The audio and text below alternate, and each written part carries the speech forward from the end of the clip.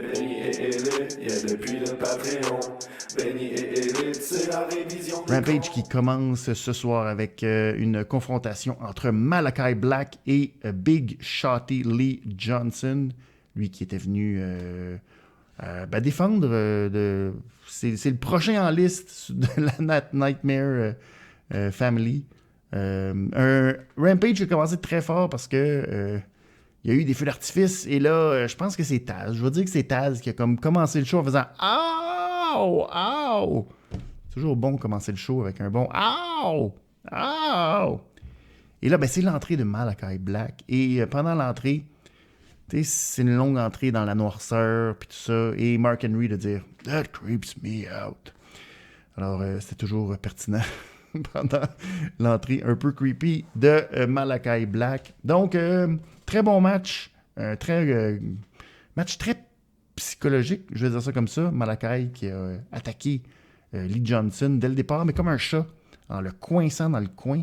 Mais la souris, Johnson, très rapide, réussit à se faufiler. Donc, on a eu, c'était pas un squash, c'est plutôt un match comparativement à celui de la semaine dernière entre Brock Anderson et Malakai Black qui était plus proche du squash. Pas cette fois-ci, Johnson s'est quand même bien défendu.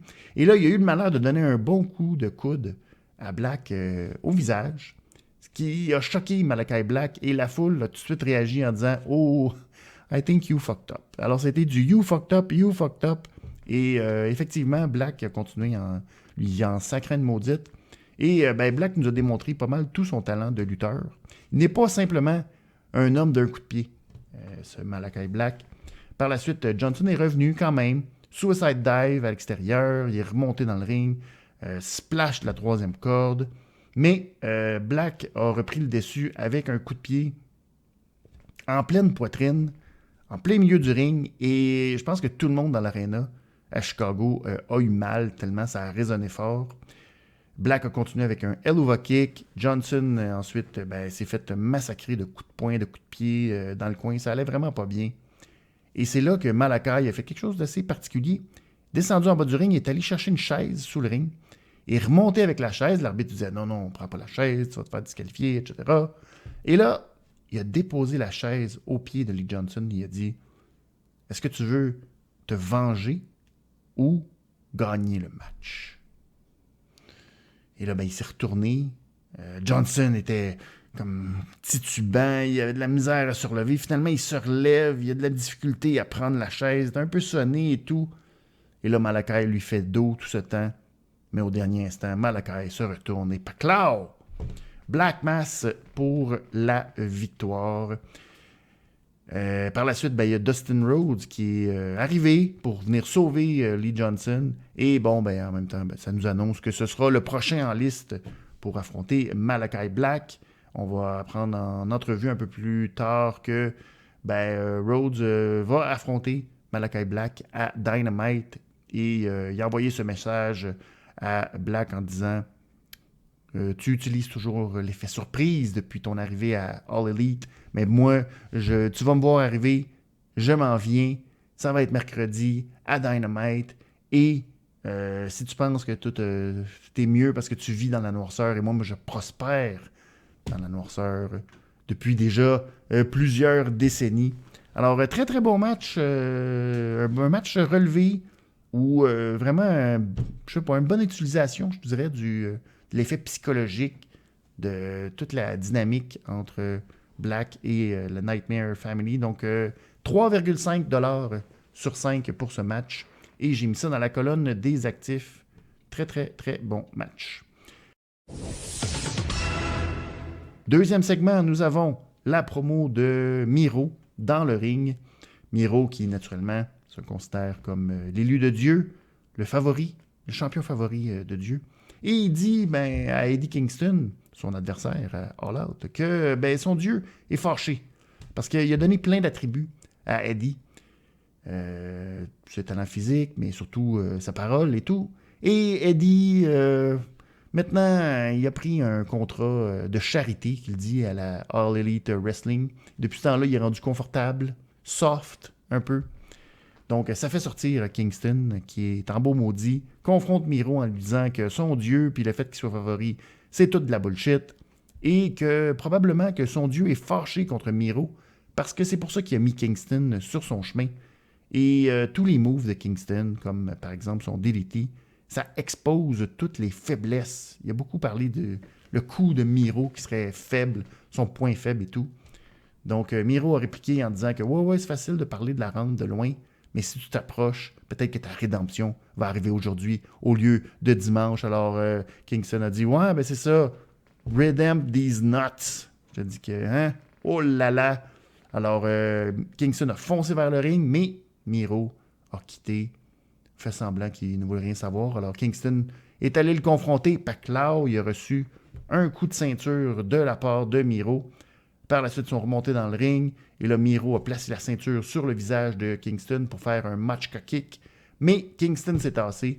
Et finalement, il y a eu un DDT. Et bien, c'est comme ça que le segment s'est terminé. Pas mal dans l'ensemble. Je dirais que je mettrais ça actif juste sur le bord. C'était pas le segment le plus incroyable, mais c'était un très bon segment pour nous amener, pour montrer que Kingston a des chances, etc. Donc, c'est pas rien d'exceptionnel, mais efficace pour nous intéresser pour ce dimanche. Donc, j'ai mis ça dans la colonne des actifs. Troisième segment, c'est un match entre Rebel, Jamie Hayter en équipe face à Chris Statlander, donc un match handicap. C'est un match qui sert essentiellement à démontrer la force de Statlander. Rebel va essayer des yes kicks, mais sans tellement de succès. Donc, it's a shtick that is for somebody else, comme dirait CM Punk. Donc, il faudra être patient avant que des yes kicks soient efficaces. Statlander, elle, s'est servie de ses adversaires l'une contre l'autre. C'était assez spectaculaire. Elle a d'abord commencé par saisir Hayter et un peu comme un Blue Thunderbomb, je dirais, mais sur Rebel. Ensuite, elle a multiplié les attaques dans les coins. Donc, ah ouais, une shot, ah ouais, à l'autre, une à l'autre, une à l'autre. Ensuite, elle a placé les deux Rebel au centre avec Hayter. Et là, elle a fait comme un drop kick dans les genoux de Rebel, qui en tombant a fait un rock bottom à Hayter. C'est assez spectaculaire. Statlander a ensuite continué en faisant la chaise électrique, espèce de face plant à Rebel. Mais là, Jamie Hayter a voulu sauver Rebel, donc elle s'est garochée en crossbody sur Statlander, mais elle s'est fait attraper. Et là, ben, elle a fait les deux en même temps, c'est-à-dire l'espèce de face plant et le body slam en même temps. Alors, très très forte. Là, Hayter a comme laissé Rebel à elle-même dans le ring. C'était un peu bizarre. La fin était un peu comme... C'est tombé un peu flat, malheureusement, la fin. Mais Statlander a fait abandonner Rebel avec... c'est assez difficile à vous expliquer son move qu'on a tenté d'expliquer en genre de Spider Crab où elle saisit les bras. C'est comme un Wall of Jericho, mais elle saisit les bras comme en dessous. En tout cas, c'est assez compliqué d'aller voir ça, mais c'est une manœuvre de soumission assez efficace pour lui donner la victoire. J'ai donné un 3$ sur 5 à ce match.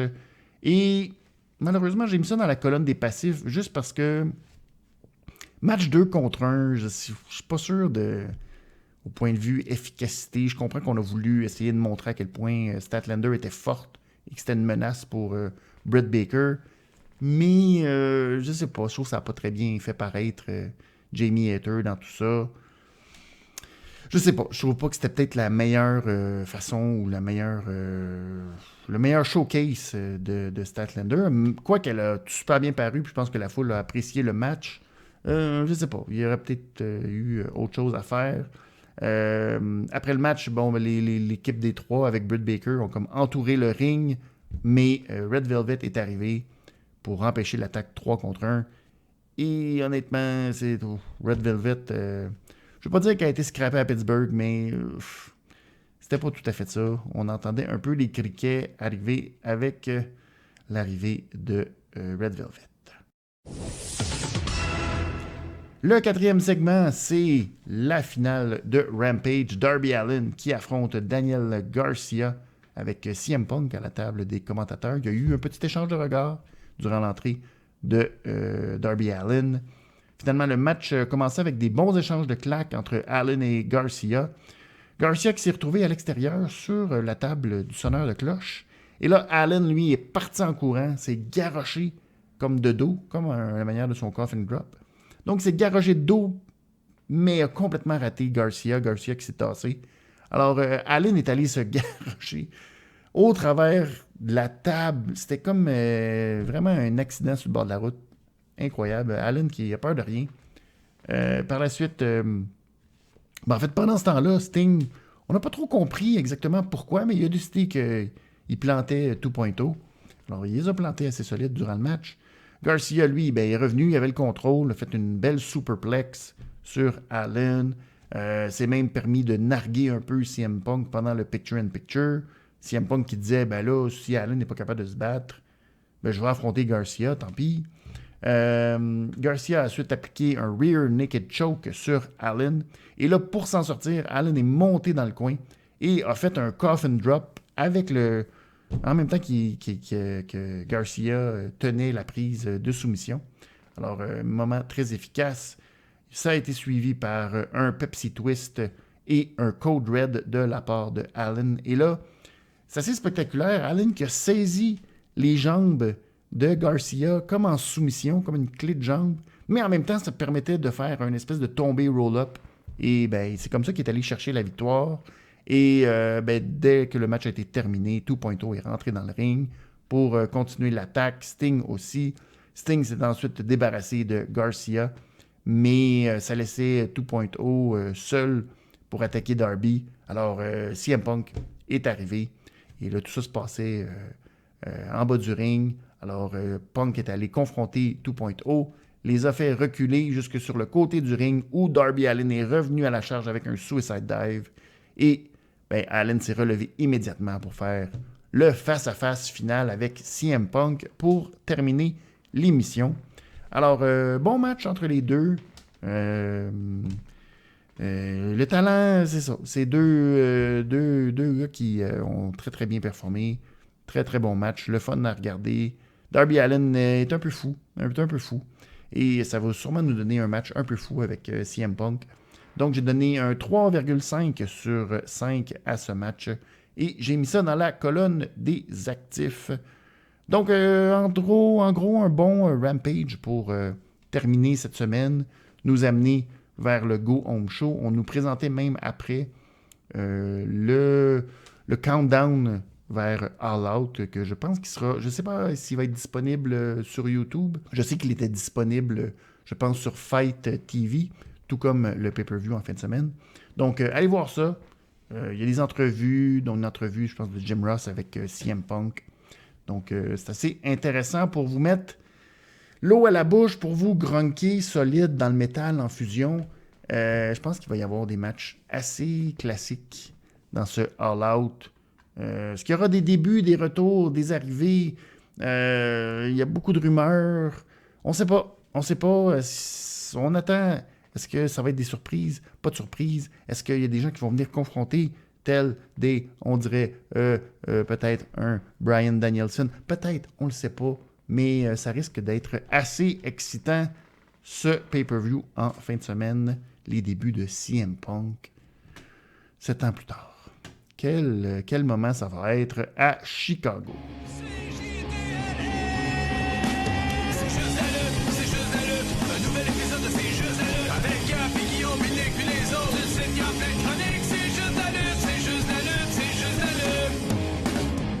I'm a genius!